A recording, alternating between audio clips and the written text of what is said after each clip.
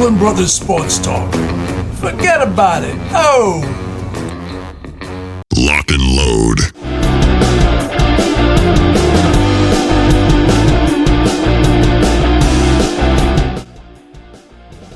Welcome, everybody, to Brooklyn Brothers Sports Talk with the Sage Brothers. I'm Rick. I'm Ed. From the borough to the big leagues. We're your brothers in sports talk.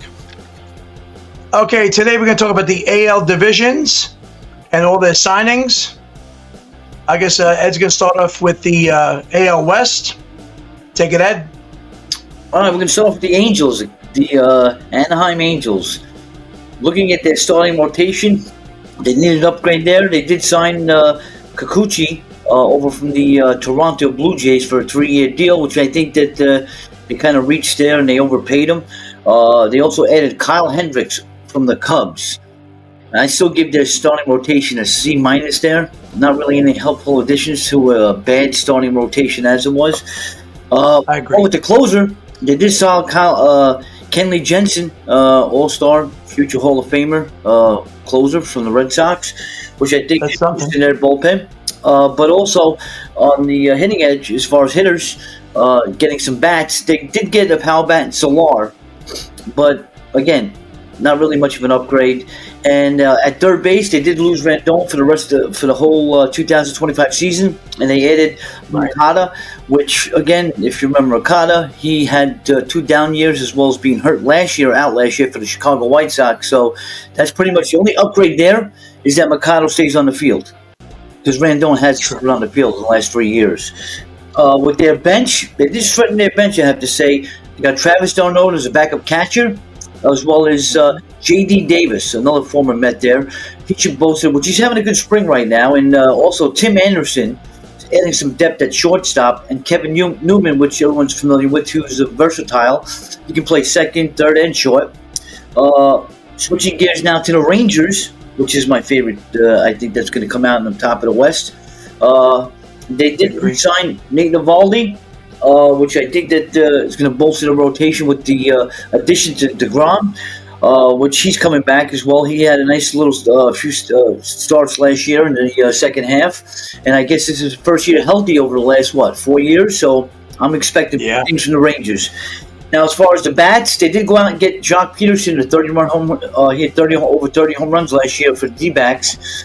They're getting him just primarily for the DH spot, as well as, even though they lost Lowe, they did add Jake Burger, another power bat from the Miami Marlins. He's good for 20, 25 homers. And the bullpen, again, that was one of their weaknesses last year. I think they added and addressed that one with Chris Martin, coming from the Red Sox, as well as Sean Armstrong, he's from the Mariners, and Luke Jackson, on and off year last year with the Braves. 2 years ago, he did pretty well in the bullpen, but last year was an off year for him, as well as Robert Garcia. And also a little small note here, they did sign Kevin Pillar, a great defensive center fielder. He is up there in age, but, again, for defensive purposes, I guess that was a good addition. Switching gears now again to the A's. Well, we can't call them the A's anymore. The Athletics. The Athletics, they did the Bulls. There's one team I'm surprised. They really did strengthen their starting rotation with Severino coming over. Severino, you love Soriano. Yeah, I love Soriano.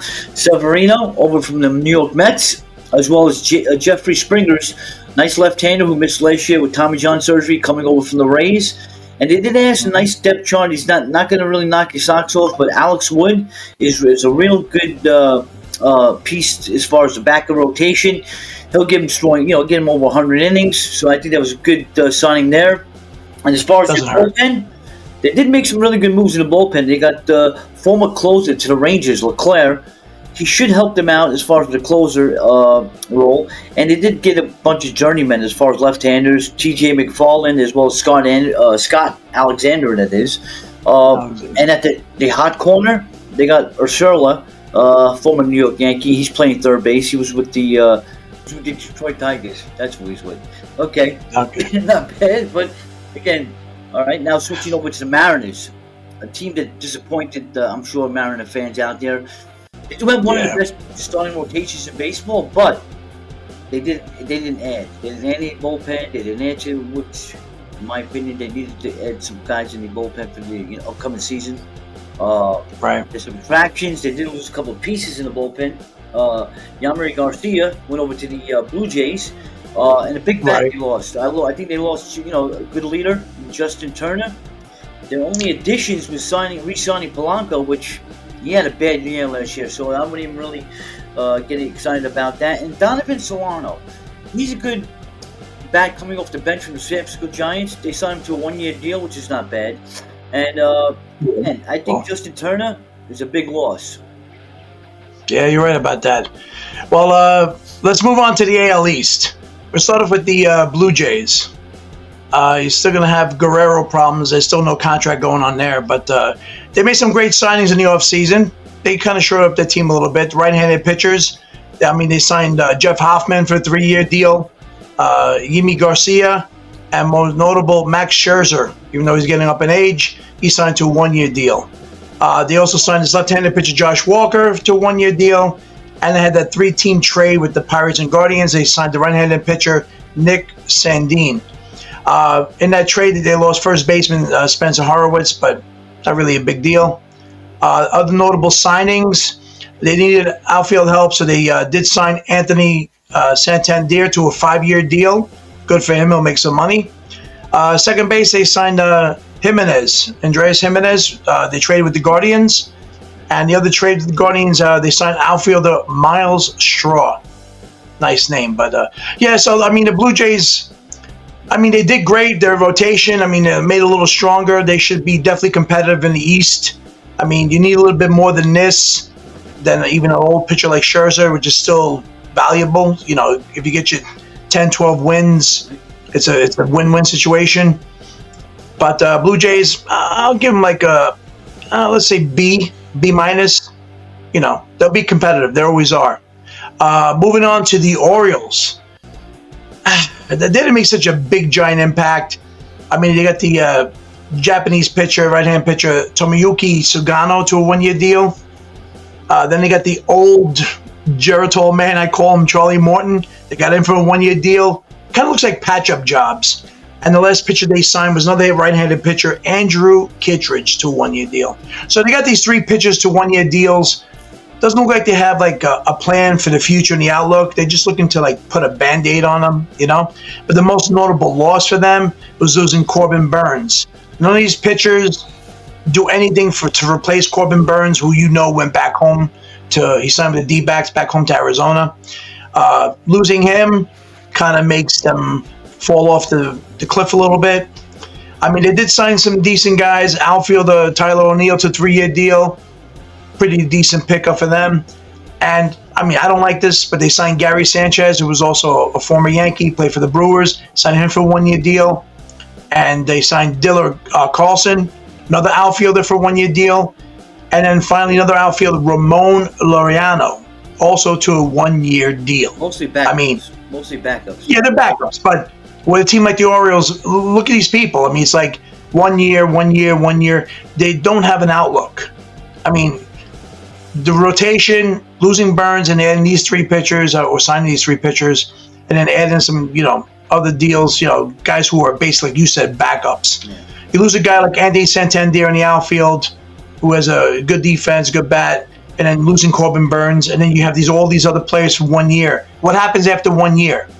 So I'll give them a D minus. I'm not going to fail them all that because we don't know what they're actually looking to do as far as their future is concerned. So I'm going to give them a D minus. I don't like anything they did. So I agree. We're leaving the Orioles, going on to the Tampa Bay Rays. The only thing that I seen that was a good signing for the Rays, one worth mentioning, is a 2-year deal they gave to the infielder, Ha-Sung Kim from the Padres. Coming off an injury. To me, he's an injured guy, but there's an upside to him when he's healthy. Yeah. I think he'll, great defensive stop, good gold glover. We'll see about his bat in the American League. There's no one else worth mentioning. I mean, that's the only big signing that they had. So the Rays didn't do anything to get into the playoffs this year. They'll be hanging out with the Orioles, playing golf or something in the offseason. Now moving on to the Red Sox. I believe the Red Sox, along with the Yankees, made a lot of noise, but I think the Red Sox went out and made some really big signings. They trade with the with the White Sox. Landed the pitcher Garrett Crochet was an amazing pickup. And then you got your 1-2 punch. They also signed to a 1-year deal Walker Buehler, the right-handed pitcher. I mean, that 1-2 punch does make the Red Sox formidable. And all the 3 left-hand pitchers and relief pitchers they signed. You got Patrick Sandoval to a 2-year deal, Justin Wilson to a 1-year deal, Giovanni Moran. And then they also have the ex-Yankee Aroldis Chapman to a 1-year deal. I mean, he still looks strong. He still pitches in the hundreds. We'll see how much gas he has in the tank.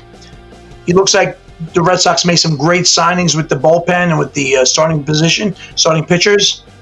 And then the most notable signing that I wanted the Yankees to make, which they didn't, Red Sox made it happen, Alex Bregman, the former Astro. They signed him to a 3-year deal.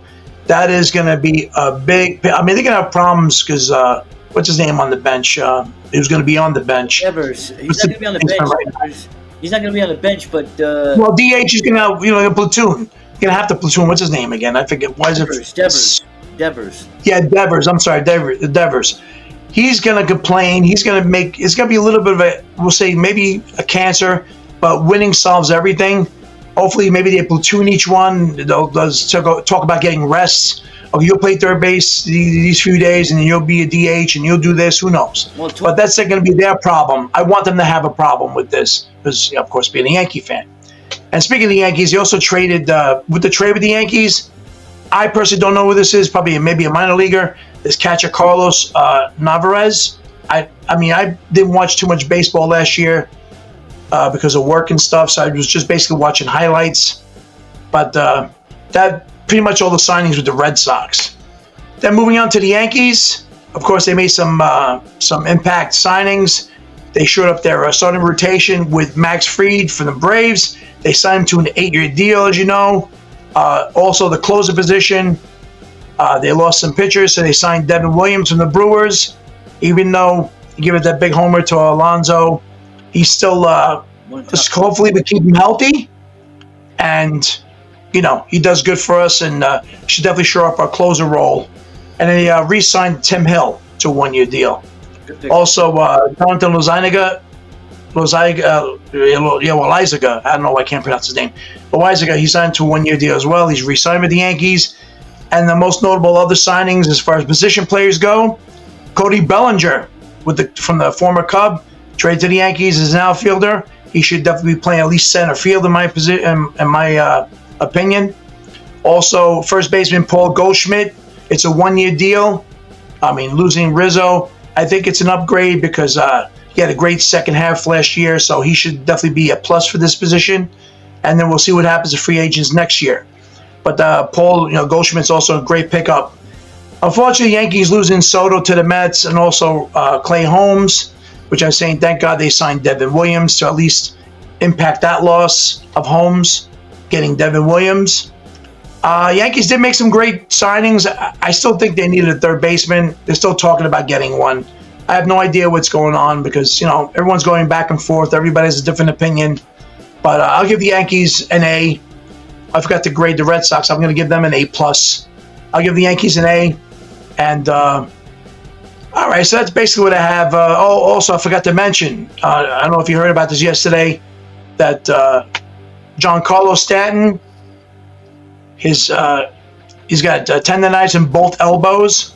He's going to be on the IL to start the season. He says personal reasons, but it's also, they say, tendonitis. You know how the Yankees like to hide some injury sometimes. Unfortunately, it's my team. I know they like to do that. So Giancarlo Stanton on the IL next year or the start of the season.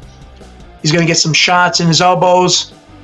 I personally think it's going to be that downhill spiral because it's I guess we used him up too much. He did great for us in the playoffs, postseason World Series, but unfortunately, I think it's come time that he's breaking down.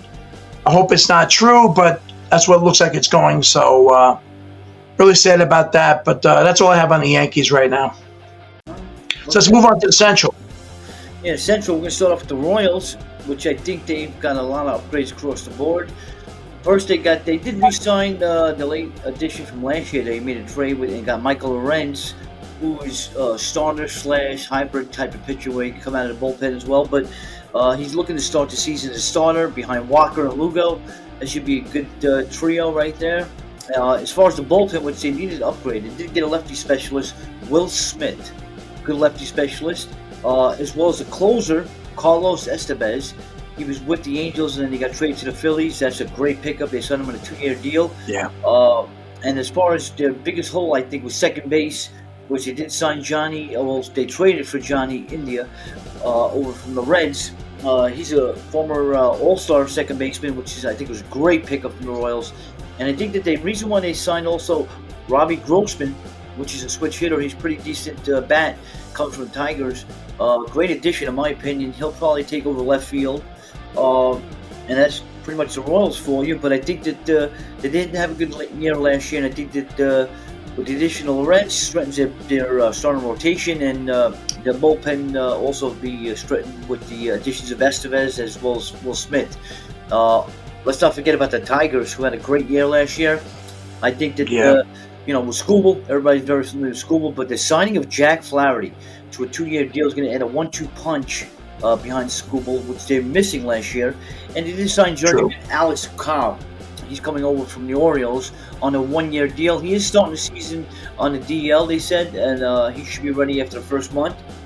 And adding some pop to their lineup, they did sign Torres over from the Yankees on just a 1-year deal worth $15 million, but that was a good pickup there. And they're going to move their second baseman there, and their bullpen, which last year they had some question marks there.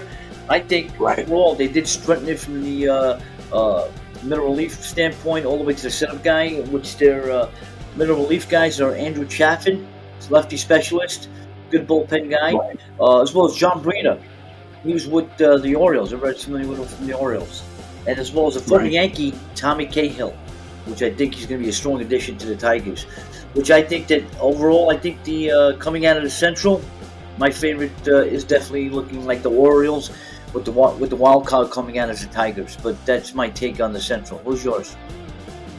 Well, I mean, there's not really much to talk about the Central for me anyway. I mean, I don't like these teams. It's like nothing really takes to me. I mean, but the playoff team Guardians, I think they set themselves back a lot.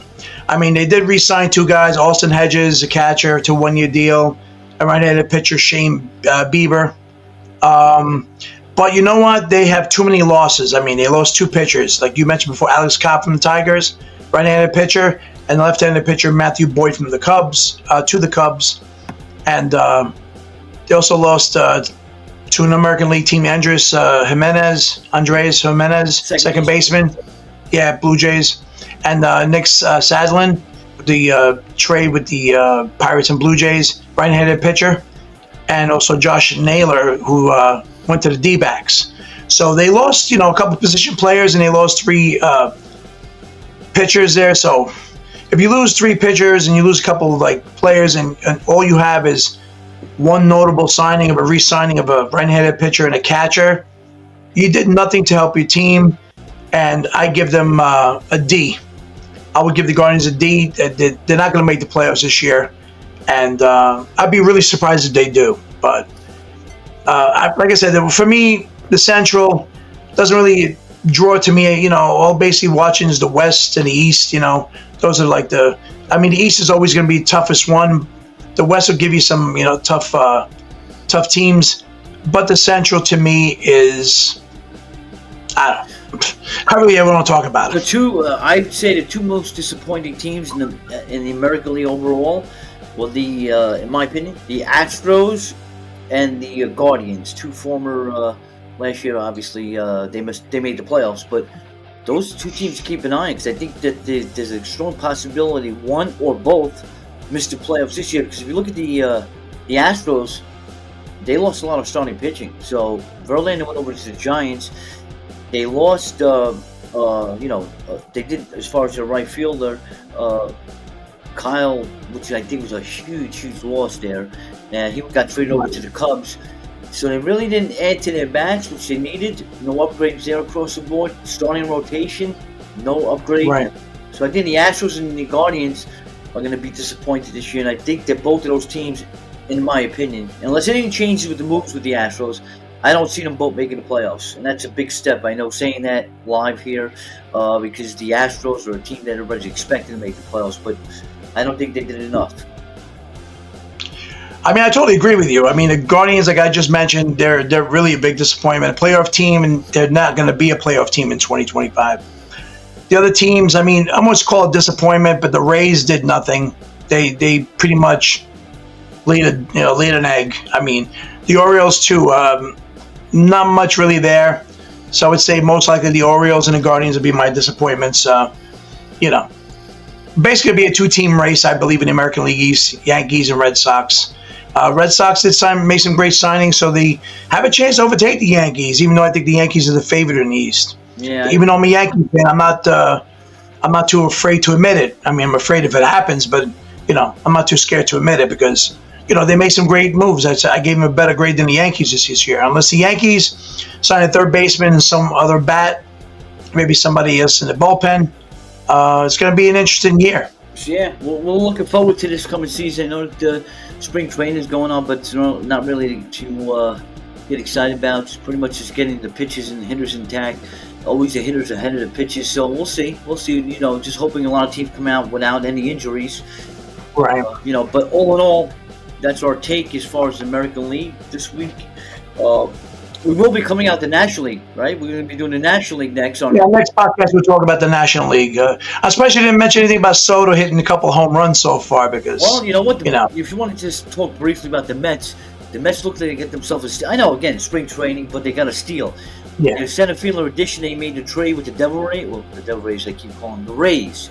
Siri. The Rays. He hit his third home run already in exhibition. He got his third home run, so that's big as far as, again, he's a gold glove center fielder if you would stay on the field as far as, play enough games. But I think that he's a great glove, and he does have some pop to his bat. He didn't have 18 home runs last year, so I think that the Mets might got themselves a steal for center field this year. And Soto, big things. Alonso, big things. Just the Mets right now getting hurt. They have Sean Manaea, who's got oblique injury, so he's going to be out for the beginning of the season, as well as Frankie Montas. He's going to be out too. So the Mets, let's save this stuff for next time, man. Let's save it for the next podcast.